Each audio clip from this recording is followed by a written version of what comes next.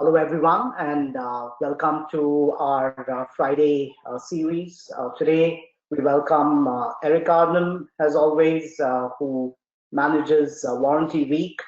And we also have with us today Bob Roberts, who is a part of Thermo King. He's the customer solutions leader at Thermo King, responsible for a large part of the aftermarket system. We have an interesting topic to cover today. As always, please make sure that you ask your questions. You can do that on the right side of your screen where you have a chat window.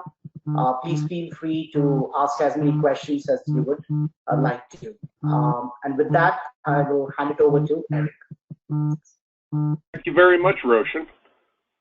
Good morning, good afternoon, wherever you might be in the world. My name is Eric Arnum. I'm in New York City in the borough of Queens, working from home, as are many of us.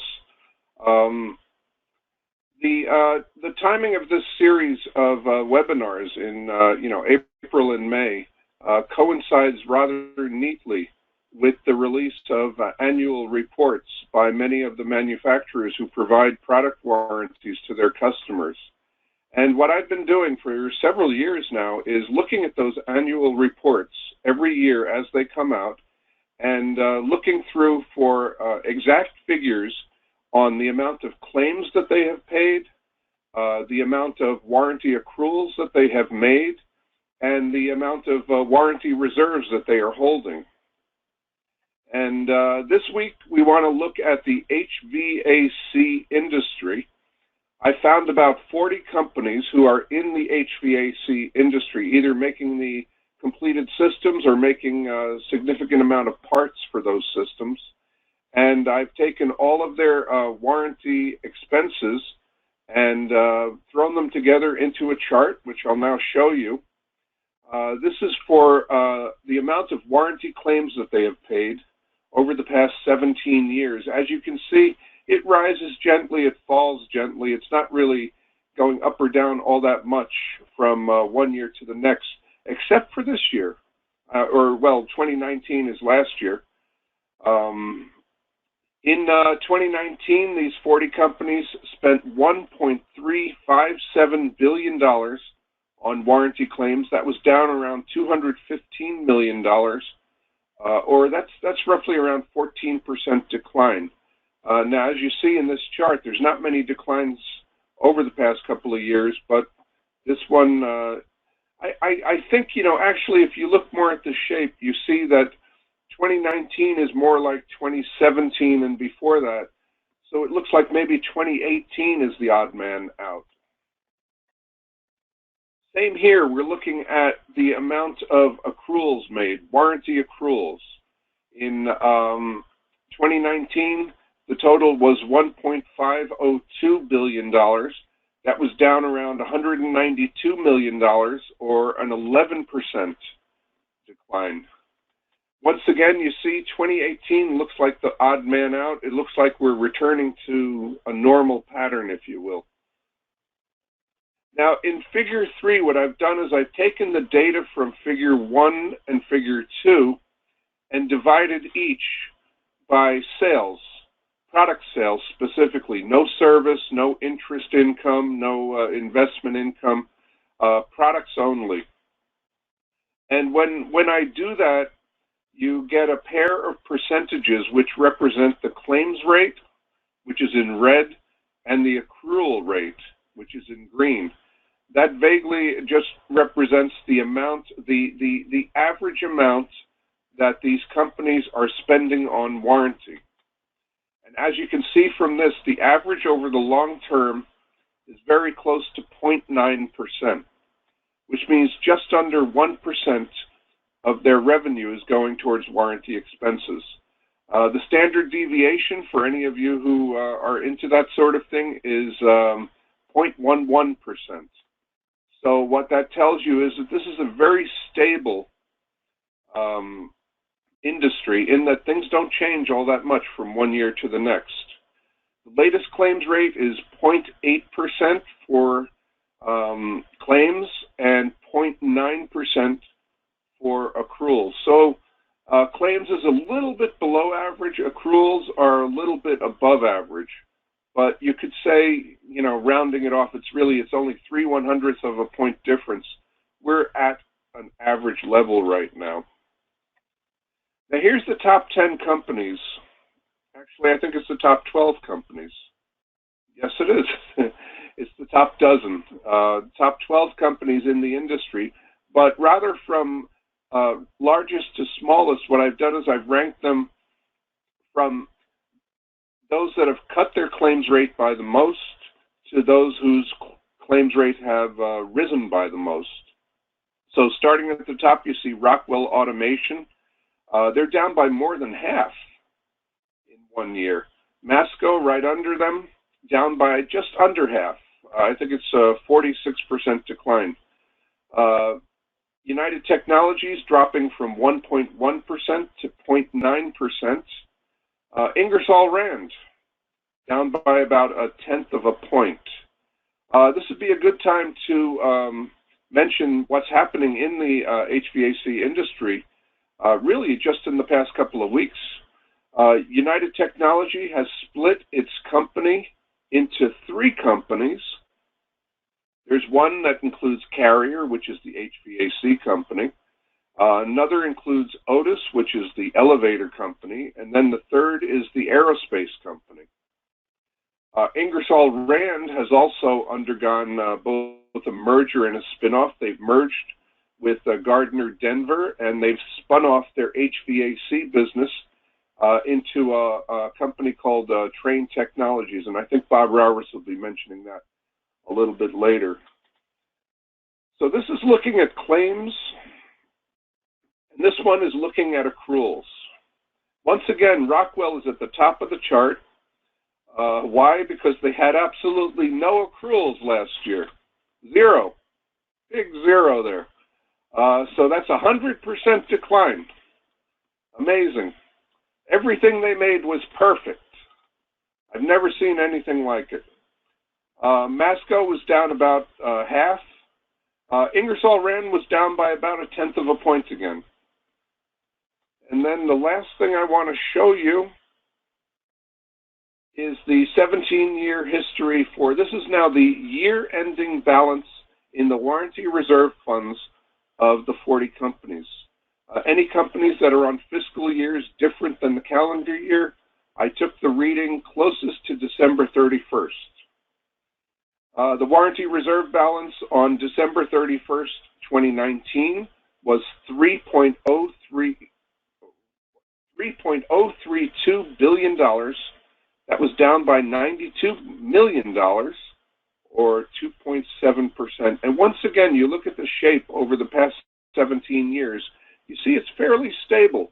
It doesn't go up by much, it doesn't go down by much. There's a few bumps and a few ruts in the road, but believe me, compared to some other industries, this is very stable. Now Bob Roberts from Thermo King is going to talk to us about warranty analytics. Bob, take it away, please. Awesome. So first of all, Eric, thank you very much for the introduction. I am the customer solutions leader for Thermo King. And to Eric's point, we are now Trane Technology. So Trane Commercial, Trane Residential, and Thermo King are all, of course, a business unit. So what I'd like to do is go through and discuss claim analytics. This is a subject that is very near and dear to my heart. It's something that I could spend hours and have spent hours talking about. It's been a journey for us. It's a journey that began for us back in 2016. It's a journey that we've taken with our partner, Tavant, and it's really yielded probably what I would consider to be the #1 most game-changing element to our warranty management system. So Eric, if you can go to the next slide. So I very much believe in the bluff philosophy, which is bottom line up front, right? And so what I want to do is kind of hit you guys with some stats and let you know kind of how we performed within our warranty management system. Then I'll dive a little bit deeper into analytics. So if you were to think about claim processing, for instance, and you have a claims processor, they look at a specific claim, for instance, and they go through, compare the claim itself to the warranty policies to determine, is it within our guidelines? Is it valid or not? And so the claim processor approves the claim moves on down the path to payment. Where we lose is the insights that the analytics give you on a holistic view of what our dealers and our customers are doing from a claim filing standpoint. For instance, if you have guidelines around a specific amount of additional labor that's allowed, well, that one claim might be within the guidelines, but when you take and you use the analytic tool, you might be able to dive way below the surface to say, on average, this specific dealer or customer is adding additional labor to a greater percentage of claims, and you can dive into specifically what type of claims they are. So it really gives you insights. It allows you to develop a more robust warranty management system, which is really how we've used the analytic module. So just to throw out some stats at you, greater than 80,000 warranty claims processed. Currently today, we're running right at an 85% auto claims processed, which means we have a rules-based system, right? So we have over 400 rules. We have entry validation rules, claim validation rules that determine if the claim is within our acceptable parameters. So when you do the math, that's around 12,000 claims processed manually. When you look at what our claims analysts were able to do in 2019, around 1.2 million of that was adjusted or denied through that manual review. And then a real important note there is, greater than 50% of those adjusted or denied claims were sent specifically to us through our claim analytic module. So what is a claim analytic module? Well, you got this real powerful tool that looks at all the claim elements. It compares it to what we have, which is 29 different risk definition factors, and those risk definition factors are weighted. An algorithm will then churn the information associated with a claim to come up with a claim score. If we see a claim that is above a certain score, it's automatically sent to manual review. And I'm going to go a little bit deeper into that. So when I say that greater than 50% of the adjusted or denied claims came from the claim analytic module, that means that claim passed all the other rules, but it had a claim analytic score above our threshold. So then the claim processor would look at that claim and determine, based off the element and the score of the claim, what needed to be adjusted or denied. So Eric, can you go to the next slide? So this is one of the dashboards, and I know this is a really busy slide, but I kind of want to walk you through some of the dashboards that we use. Like I said, the claim analytic module is fully integrated into not only our claims processing, but we've now also fully integrated into how we select dealers for audit, right? So, the dealers that we select, we have a policy in place that we're going to audit our dealers once every 3 years. And so how we select dealers, and even specifically what we're going to go look in from an audit standpoint, is driven from our claim analytic tool. So this first is just an overview of our it's called our dealer analysis dashboard. It really breaks down to us, to Eric's earlier point, where these funds are being spent. So what product line is driving the warranty claim, which dealers are not only from a dollar standpoint, but from a claim standpoint. And then the power of the tool, it really allows us to, and you can see the various filters, it really allows us to dig very deep into where these claims are being filed, what products they're associated with, and then diving deeper into that, what product models, and is there anything from an early warning indication or from a quality standpoint that should alert to certain areas of the country or certain demographics. But it really gives us kind of a holistic view of where our warranty spend is actually going. Next slide, please. Now this one's the meat and potatoes, right? There's a lot of, well, there's actually two that are meat and potatoes, but this one's one of the ones that I consider to be meat and potatoes. And this is really our dealer-to-dealer comparison. So like I mentioned, we have 29 different risk definitions.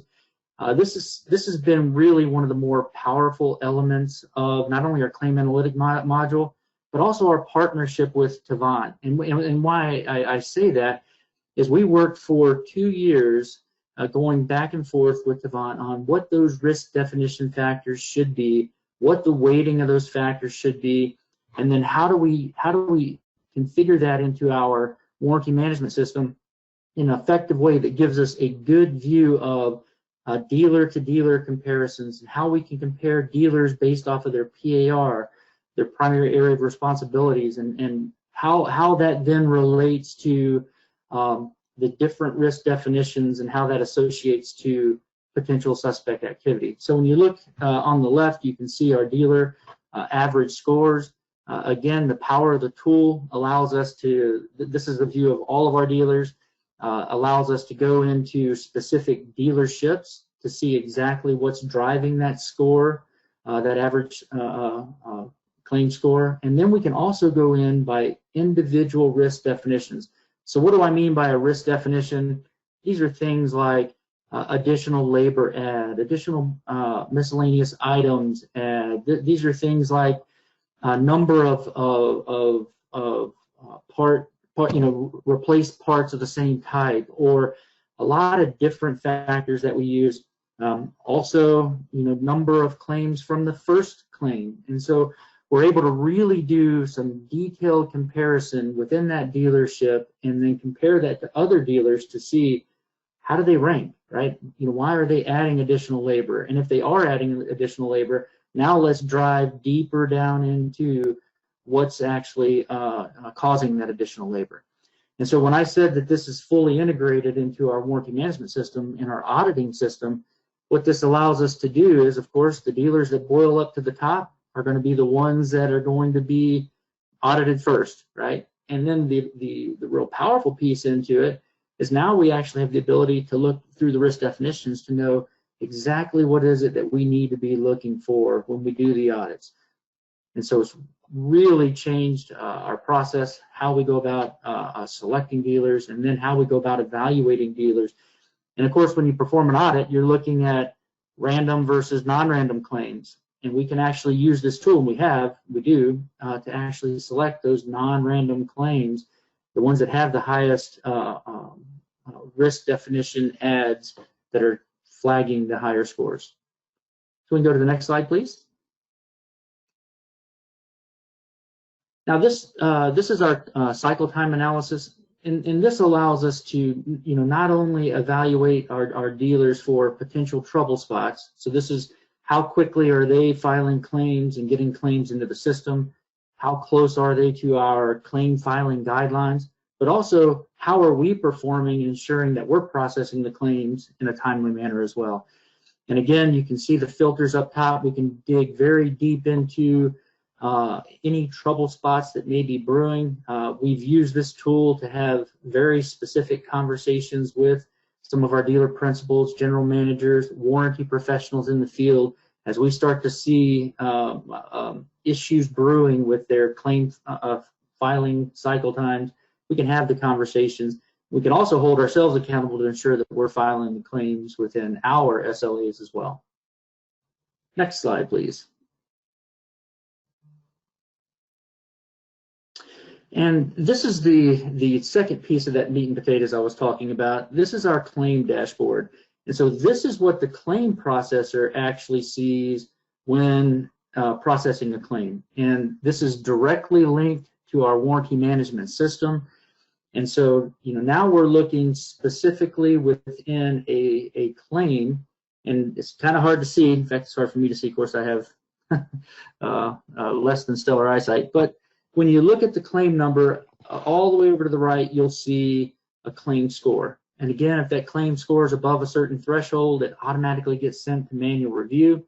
And then if you look where it says detailed report, those are the risk definition factors that specific claim triggered and the score associated with it. So when you look over to the right, the claim that we have highlighted here has a very high deviation from average labor, number of time, the time from the first repair, deviation from miscellaneous items added. And so what this does is it'll trigger the claims processor in specifically where within the claim do I need to go and look for potential suspect activity. If a claim score is very high in additional labor hours added, we're going to go to the work performed, condition found, and we're going to go to the SRT, what we call SRT, standard repair times, to see if what the dealer entered is validated by the comments that the dealer actually provided within the claim. If they're not, that's where you're going to adjust or deny the claim. Next slide, please. And this is probably, so this is the actual warranty management system.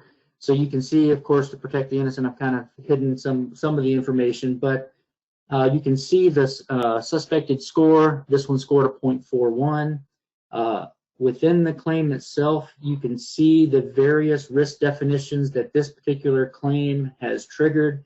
You can see the red elements saying that, based off of our algorithm, based off of our learning within the system, that there is suspect activity here. So in that instance, the claim processor is immediately going to go down into the claim, into those various elements, and check and validate that they're within our policy guidelines.